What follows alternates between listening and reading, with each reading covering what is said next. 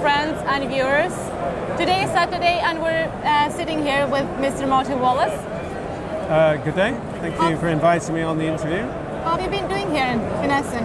How have you been surviving, let's say? Well, this is our first year without running a booth. Okay. So that's different. I mean, I've been demoing games of the last Tree Frog game, A Handful of Stars, on the PD Verlag booth. So big thanks to them for allowing me to use the space there. So yeah, it's kind of end of an era. It's like once we produce that, then there'll be no more Tree Frog games, no more running booths, and I can just wander around and do what I want. No more Tree Frogs games at all? Nope.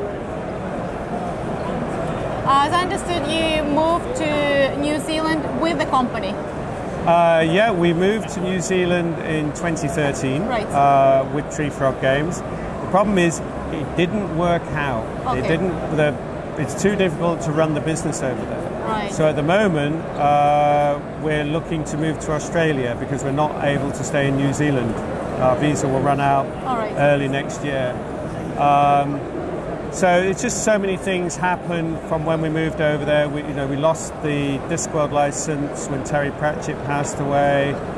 Some of our games just didn't sell as well as we thought they would. The production problems with Moongar Invaders made it cost a lot more than we budgeted for, so we lost money on that. So what we found was that we just weren't making enough money from the games, and there's so much more competition. You have to be very good with social media and marketing, and it's very difficult to do when you're just two people.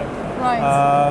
I enjoy designing games. That's what I want to do. I don't want to spend time on Facebook or Twitter or things like that. I just want to spend my time doing the best games that I can.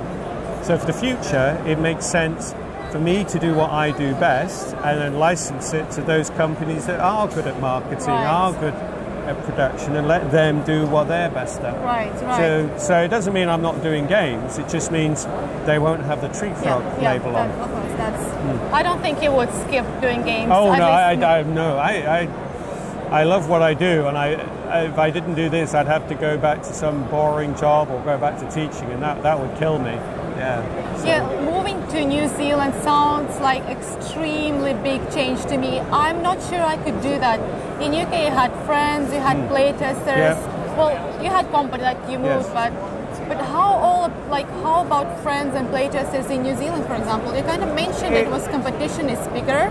I mean, New Zealand is only 4.5 million people in the whole country, so there aren't as many people around. It's useful that there are gamers there, and it's useful that they already know my name because it's Martin Wallace, so they already know me. So, but it did take a while for me to get a group of reliable playtesters. But yeah, it is a struggle. It has been a struggle, and it's definitely made it harder for me to work on designs and develop designs because I just cannot do as much playtesting as I would do in the UK. So hopefully if we can get to Australia, it becomes easier because there's a lot more gamers in Australia, there are a lot more games conventions and a lot more events, so that will help. But the overall gaming scene in New Zealand and let's say Australia, it looks like, this place, like, can you compare it to Europe or UK? It's not the same. You're right. I mean, it's not the same. Australia is an unusual place in that it's a very big country. There's a few key cities which are almost like countries in themselves. So the place we're trying to move close to is Brisbane. So you could almost treat it as a country. You're not going to drive to Sydney or Adelaide or anything like that. But there are gamers there. I mean, one of my good friends who used to be one of my playtesters in the UK, he lives in Brisbane. You've got Peter Hawes, who's a game designer who I know, and he's got he's got his network of gamers. So there's a network I can plug into. Okay. And in one sense, all you need to do is find a small group of very reliable game testers that you can call on repeatedly. And then when you've got a game to a certain point, then you can start going to conventions and playing it with other people. And you think in Australia it will be easier for you and better? Yes. Good. That's good because from the beginning it kind of sounded that it was hard years for you in the last month. So. It's been a struggle in the last couple of years. It's definitely been a real struggle, and we're still struggling at the moment. Yeah. We're not out of the woods by any means, but we're still standing, we're still going, right. And we've got there's plenty of projects in the pipeline. You know, we've got a new version of Brass coming out from Roxley Games next year. We've got this game here, American Civil War, coming up from the Plastic Soldier Company early next year. I've got various games that I've licensed to different companies that will be coming out next year and the year after. I've got lots of projects to work on. I mean, if anything, I've got more design work that I can do than I really have time for.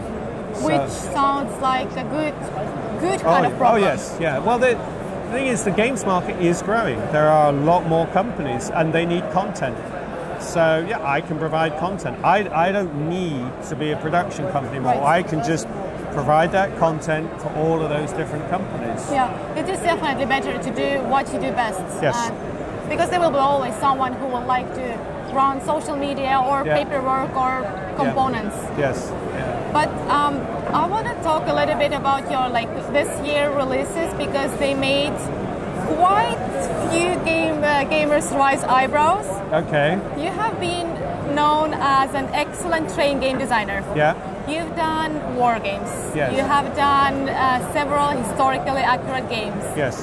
And then out of the blue, zombies. Yes. How did that happen? Purely by accident. Really?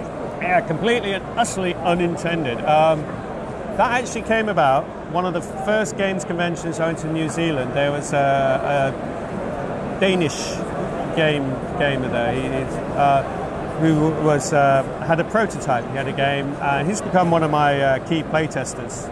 But he had this game, and he was trying to design a fantasy game where there were consequences to actions, where it wasn't just go somewhere, turn over a card, something happens to you. So we tried the game, it didn't work, but it gave me an idea. I thought that's an interesting idea, where a fantasy game where it's not just all random. So that's where it started, and then just after that I was contacted by a company in New Zealand who wanted some advice. They were doing a live action zombie event, and they wanted an advice from a game designer about how to improve the gaming content of the event. So that made me think, I could turn this game design into a zombie game.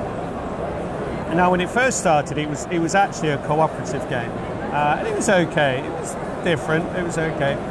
But I had a couple of friends from here came over, Miri and Surya, who help normally work on the booth, and they're proper gamers. And I tried it with them, and they said, "Nah, this doesn't work." And it's like, yeah, you're right. It works with non-gamers, but it doesn't work with gamers. So I changed it so it was cooperative. So where you're bidding for the cards that you get. I have a very good relationship with Space Cowboys, and I normally, where I can, I send them stuff. I show them stuff first, expecting them to say no. And that's okay. I say, well, I showed it to you. Now I'll go and show it to somebody else. Right. At least I showed it to you first. So I sent to them thinking, they're not going to take this. There's no way. It's light, it's too odd, it's a bit too weird. But it surprised me. It said, yeah, we really like this. We'll take this. So, okay, that's good. And I have to say, the production they've done on it is really good. This whole idea of the way they played with having the designer in the game. I mean, that was totally their idea, not mine at all. So yeah, it was basically came about through a random series of incidents. At no point did I think I must do a zombie game. Right. But I am increasingly, though, interested in the idea of how you can tell stories in games. Okay. And that's part of that process. And as you know, there are role-playing board games which are very highly structured, where you'll have a paragraph system or something like that, or something like Time Stories, where you have a highly structured system. But I'm interested in how you can create games with some sort of story content that makes you feel like you're in the story, but without it being so rigid. And it's a difficult thing to do, and I still only have a few ideas, but that's kind of part, for me, of an ongoing process to see how you can increase the narrative within a game without it being a play once style role-playing game. Right. We have the game, we haven't tried yet, but we were intrigued. Yes. So, a few years ago in one interview you mentioned that your weakness is designing fairly simple games. Did you decide to finally overcome that? Because this year was Via Nebula released as well, which in my opinion is a really simple game. Well, okay, it's simple, but the thing with Via Nebula, bizarrely enough, that was also inspired by the same guy, because he did another game where he's trying to do a game where what you did helped other people. He's a really good source of inspiration. He comes up with a really bad game, I trash it, and then I take the idea and make loads of money out of it. It's really good. Is he fine with that? Huh? Oh, he's fine with that. He's cool with that. I gave him a credit. He's cool with that. But again, all I did with Via Nebula was, that's just brass. Yeah. That's just boiled down to essence. You know, it's just a simple, put something on the board, put some cubes, take the cubes, do something with them. That took me about a day to design. Really?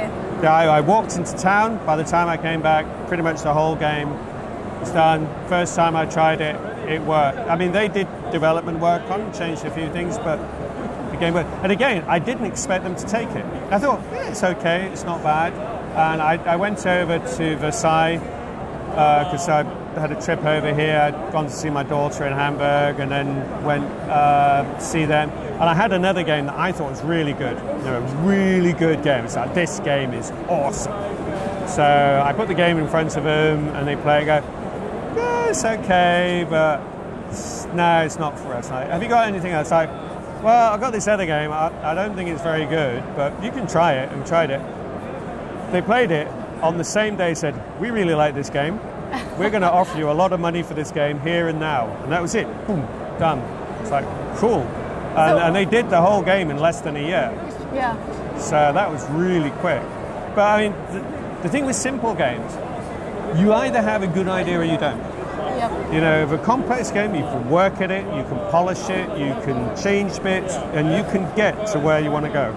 The simple game, it either works or it doesn't, and you can have that. I mean, I had an idea the other day. It's like 10 minutes. It took me 10 minutes to work out, and it's like played it that night, and it works really well. And it's just an idea out of the blue. So that's always the problem. It's very difficult to sit down and say, today I will design a simple game, because simple needs that twist that makes it compelling. Agree. You know, very easy to design a simple game that you can play, but it's got to be compelling enough that you want to play it again and again and again. In addition to that, like, the gaming market has maybe even way too many simple games that are just okay. Yeah. The world is full of them, and it's like you don't need them. It's noise, it's background noise. But as you said, that, I mean, like an example of a simple game that took off at Hanabi. I mean, it's a wonderfully simple idea, and it's compelling, even though I don't like cooperative. Simple idea that did very well because it was different enough. But it's a simple concept. Yep.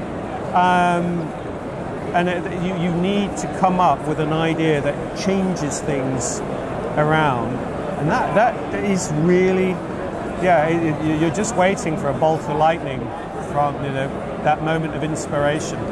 Do you have most of your ideas and inspirations in showers as well? Yeah, mostly in the shower, in bed. I do most of my thinking in the morning. Sometimes, I mean, I had a bit of it. I'm still a bit jet lagged, and. Right. So sometimes I'll be awake at 2 o'clock in the morning, lying in bed, and I'll be thinking about games. I mean, I was designing a game about 3 o'clock this morning for a French company. They asked me to do something. I was thinking it through and like, oh yeah, I could do this and I could do that. And sometimes I'll spend hours at night when I should be sleeping. And by the morning, I'll have a game there, and I'll just just type it out on the computer, and there we go. That's a creative process that you can't. If you have the moment, you have to use it. Yes. Yes. Even if it's calm, like during the night. Yeah, but I mean, walking is always good. It's interesting. I mean, I love the intellectual challenge of you know, when somebody asks you to do something, there are constraints or thematic constraints or component constraints. It's wonderful because it focuses the mind rather than saying, "Oh, just do us a game." It's like, no, we want a game. It's got to be about this. It's got to be in a box this size. It can only have these components. Like, right, that's a challenge. I like that. I enjoy that. Right. Yeah, that was exactly the basically next question. That as I understood, companies can order games from you. So, but how does it look like? Like, how do they offer the projects to you? Like, you mentioned a little bit already, like about the construction, like restriction and the box size. But how do you, for example, then decide which project are you interested in? Well, at the moment, I usually say yes to everybody because I need the money. I mean, that's how. Have you seen The Arrival? We've seen that, yeah, but I mean, not as close. Yeah, I mean, that only happened. I got an email from a guy who'd never done games before saying, "Can you do me a game?" Normally, I would have said no. But I said, well, you pay me some money, I'll do you a game. And he paid me some money, I did him a game. Even though it's a brand new company. Usually I say yes. Well, depends on the situation. If somebody wants something specific within a certain time frame, then that's harder because I can't always guarantee to do the work.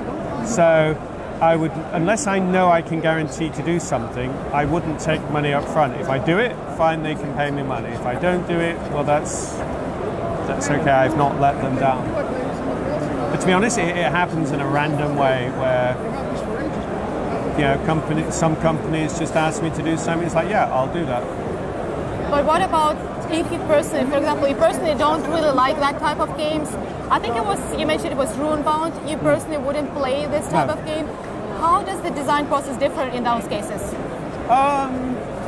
Do you enjoy them like less designing those kind of games, or I don't. There's not as I suppose. Yeah, there's not as much satisfaction. Yeah, I mean, I had another company. They asked me to do. You know how Escape the Room games are all the rage. Yes. And they emailed me to say, look, we want an Escape the Room game, and it's like, okay, yeah, I'll have a go. And I thought about it and I thought, you know, I really don't like cooperative games. So what I said, look, I'm not going to do that game for you, but I'm going to change it around and do something that is not so much an Escape the Room, but where you are solving a series of problems, but you can play it multiple times. I mean, the problem with Escape the Room is play it once, you're done. Right. I wanted, and that means then you have to come up with another set of problems. I wanted something that is where the game creates problems for you to solve, where there's time pressure and you have to think, but where you can still play it repeatedly. So what I put together for them is like a series of like mini games that you have to make your way through that kind of tell a story. I mean, I've only just showed it to them here, so I have no idea if they're going to take it or not. But I suppose from that I can say, well, yeah, I took one idea and I changed it to maybe give them something that maybe they didn't think they were looking for, but maybe does end up what they want. All right. So, but we'll see. But is there any game type or mechanic that you think you will never design? Like you really, really don't like? I know, is cooperative game one of those, or maybe something else, maybe deduction, or? No, I mean, I did the PI game has got deduction in it. Oh, sorry, yeah. There's, to be honest, I don't think there is. No, I mean, I'm not a fan of cooperative games, but if somebody really wanted a cooperative game, I would do one. But the approach I would take would be to, well, let's look at the way other cooperative games work. And for me, I think there are issues with some of them, the way they work, in that it just feels too much like multiplayer. There could just be one person playing. Yeah. So the problems are, how do you make something cooperative where everybody's got their own distinct role, but they have to interact to succeed, and where it doesn't just feel like, well, it's the way the cards come out. Because I think that is a big problem with cooperative games, in that if there's cards involved, the cards come out the wrong way, it doesn't matter how clever you are, you're dumb. Or if there's many decisions to make, then there might be like the lead gamer who will like tell everybody else to do. Yeah, the alpha gamer thing. And so I would do a cooperative game, but it's trying to solve those problems, and it may be that I couldn't solve those problems because, in a sense, those problems are embedded in the concept of the cooperative game, in that you are playing against the system. Therefore, the system has to have an AI. There has to be, and therefore, how does that AI operate? And generally, in a board game, it operates in luck, in terms of cards or dice or something like that. It's very difficult to generate an analog AI system that actively reacts to what the players do. Computer games can do that. They're great. Computer games are great cooperative solo games because they have that complexity or that storytelling. Difficult to do, for me, it seems, in a fulfilling way in a board game. But I'd still do it if somebody wanted me to. Right. Yeah, I would be interested if someone would ask you to make a cooperative game and for you to think that small twist to make that interesting. So yeah, that might be interesting. Like especially if you like challenges. Yes. That might be something. Yes. Yeah. I think you mentioned a couple of times that you're a person not fond of the train games. Yeah. But yet you are the one who are the most known for excellent train games. To me, it sounds slightly conflicting. Well, I can't wrap my mind around that. Can you explain how did that happen? Sorry, how did it happen that you're personally not fond of the train games, but you made so many excellent train games and you're most known for them? Well, that's because I thought I wanted to make a train game that I would like. Oh, okay. I mean, the problem with train games that I played up to then, Railroad Rivals, you know, with the colouring, it's okay, but there's quite a bit of luck in it. 18XX, I can't play 18XX. I just, for a certain type of gamer, it's a calling. The 18XXs who play nothing but 18XXs, you have to enter a different dimension to be able to get 18XX. So yeah, Age of Steam and some of the other ones, they were a reaction to that style of game. We're trying to make it, for me, more accessible, playable, and shorter. And it looks like for many others. Otherwise, these games wouldn't be so popular and so well received. Yes. That's great. Yeah. Can you share a little bit what are you working on right now? Next year there'll be the new version of Brass for Roxy Games. I think I mentioned before. This is Lincoln, which is a 2-player war game on the American Civil War. I'm particularly pleased with this. You can play the whole of the American Civil War in an hour. Yeah? Doesn't sound sometimes doable. Sometimes it takes 20 minutes. Really? Yeah. No, it's got a deck. It's got a new mechanism. It's called deck destruction. You start with a big stack of cards, a deck, and they just get smaller. Okay, because your cards go out of your hand, and you're trying to work out what are you going to use to get something, and what are you going to leave there to use later on. So you've got a different thought process. That's something completely new. It's something completely new. So it's not a standard war game. Right. So I'm hoping it will appeal to those people who like A Few Acres of Snow, which again is not a standard war game, but it's not a complicated game, but there's a lot of thinking in it. There's a lot of depth to it, and, but the rules themselves, very simple. Do you want to build something? Do you want to move? Combat, simple. The individual rules are simple, but what you do in the game, like, woo. So yeah, so that's coming out. I've licensed some games to Osprey Games, so I'm not sure if they've announced anything yet, but well, I've licensed one older game to them, and I've just licensed a brand new game to them, which, when it comes out, which is probably not going to be 2018, will be big.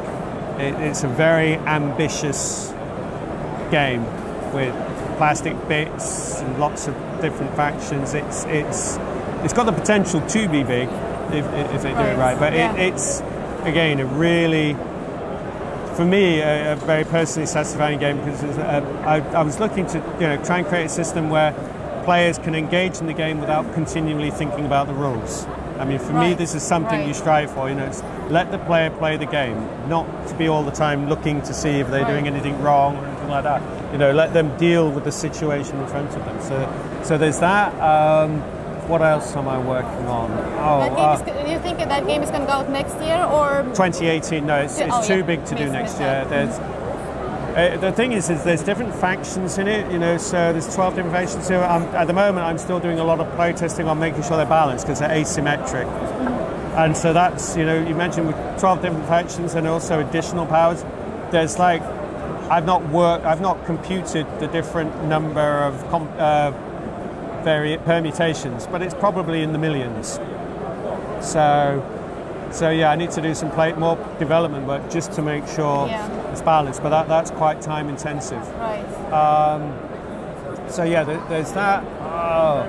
There's a few other games. I'm working on some stuff for indie boards and cards. Working on a game for Phalanx. There's lots of stuff.